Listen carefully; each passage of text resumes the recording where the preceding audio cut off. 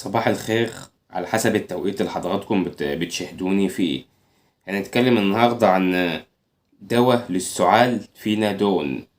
دواء لعلاج السعال فينادون.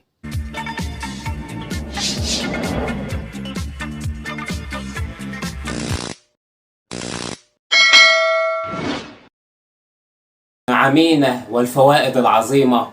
هنتكلم عن فوائد الفواكه، الأكلات، الخضروات، المشروبات. صحة الجسم في قلة الطعام، وصحة القلب في قلة الذنوب والإثام، وصحة النفس في قلة الكلام. اعطني الصحة وخذ ثروتي. من يمتلك الصحة يمتلك الأمل، ومن يمتلك الأمل يمتلك كل شيء. الصحة خير من الثروة، بعد الشفاء يصبح كل مريضا طبيبا. قيمة الصحة أكبر كثيرا من قيمة التعليم.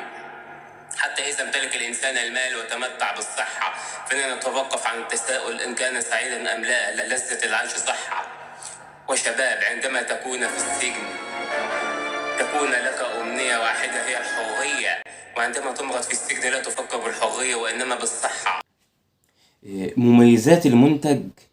طبعا الفينادون لعلاج الحساسية بمختلف أنواعها، علاج التورم الذي يصيب الجسم بشكل عام. عن هذا المنتج، فينادون شراب مضاد للحساسية والالتهابات لعلاج نزلات البرد والسعال الشديد والكحة. الجرعة وطريقة الاستخدام.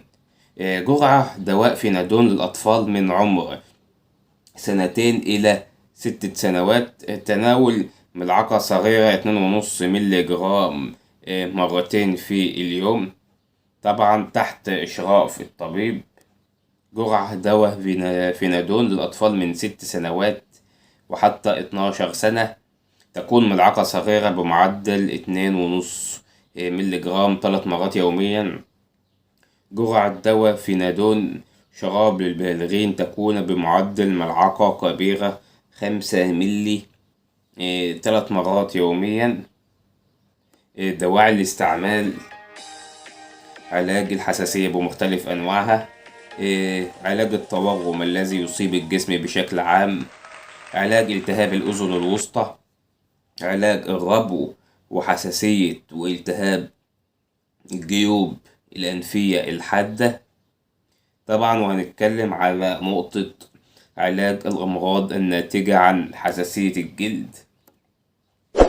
علاج الحساسية التي تنتج على تناول أنواع بعض الأدوية، مثلا علاج حساسية العين، علاج حالات الارتكارية، علاج لدغات الحشرات، علاج أمراض الغدد الصماء، علاج التهاب الحنجرة والتهاب الصدر، علاج بعض الحالات المصابة بأمراض الروماتيزمية أو الهرمونية، علاج الحساسية التي تصاب الجهاز التنفسي والأنف والجيوب الأنفية والصدر.